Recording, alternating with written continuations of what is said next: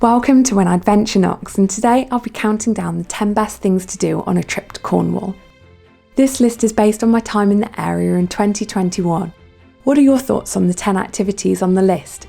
Would you swap them for something else? Let me know in the comments below. Number 10. Wander around Cornwall's picturesque towns and villages. From larger towns such as St Ives, Padstow and Tintagel to villages like Boscastle and Durgan, Cornwall has no shortage of picture-perfect buildings on the edge of beautiful waters. Often with at least one stunning beach or a pretty harbour, cute shops and plenty of places to grab traditional Cornish food, these places are a hive of activity in the summer. Number 9. Visit at least one of the many gardens that Cornwall has to offer.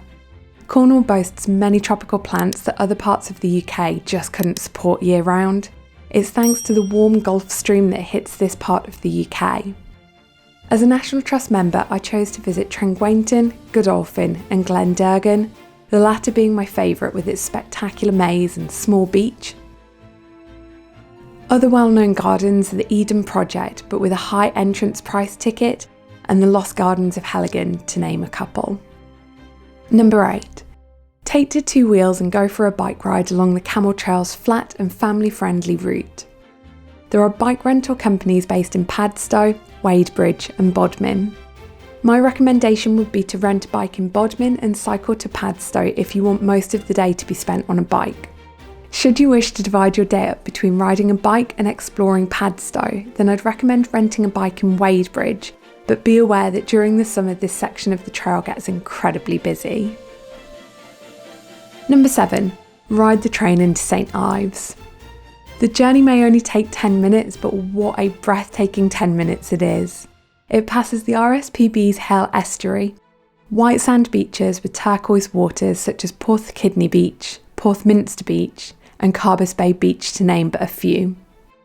As a top tip, when riding the train into St Ives, sit on the right hand side when facing forwards.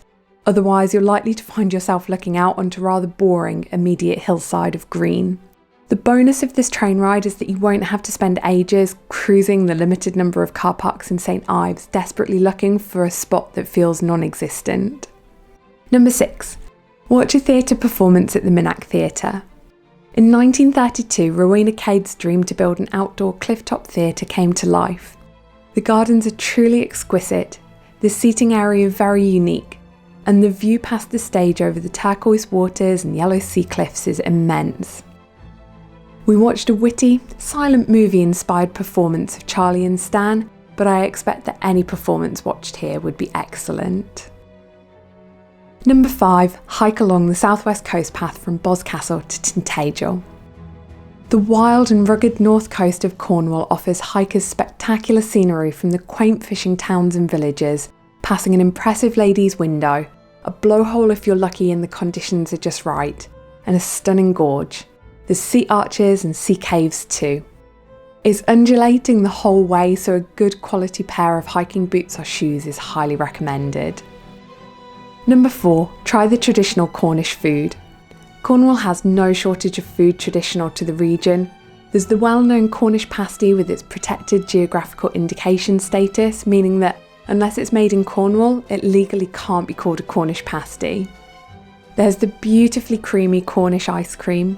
There's cream teas, where Cornwall is all too well known for battling it out with Devon over whether the jam goes on first or the cream goes on first, through to lesser known Cornish foods such as the traditional heather cake, the decadent saffron buns, and also delicious yarg.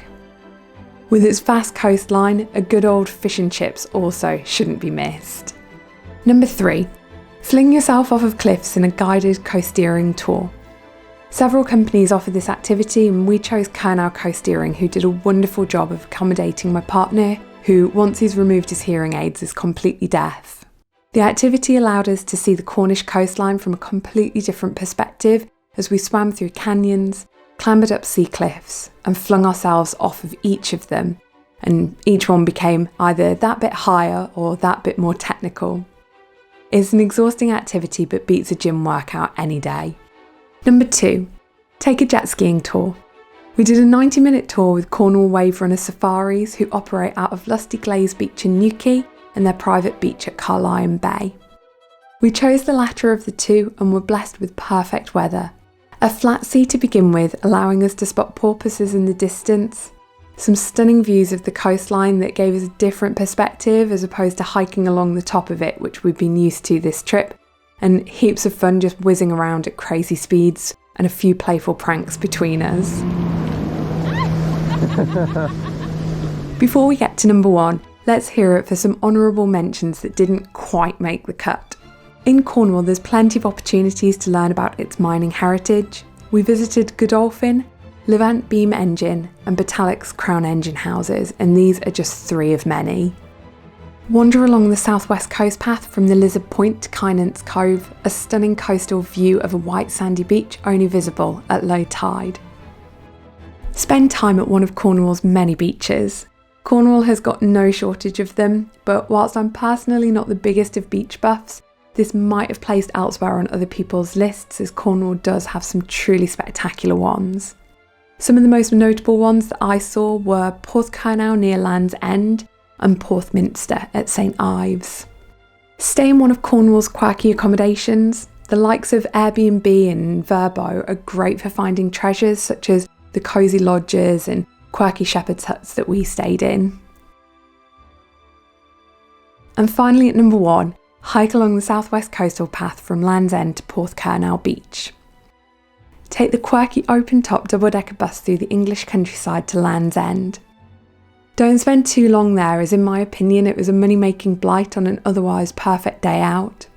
You'll pass magnificent sea stacks, sea arches, coves with some of the most magical turquoise waters, making you second guess if you're somewhere a bit more tropical.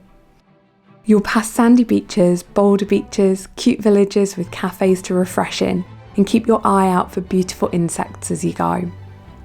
Just before you descend down into the stunning Porthcurno Beach with its swathes of sand and turquoise waters, you'll go past the Minack Theatre. Stop by to either watch a performance or take a guided tour of the fascinating space.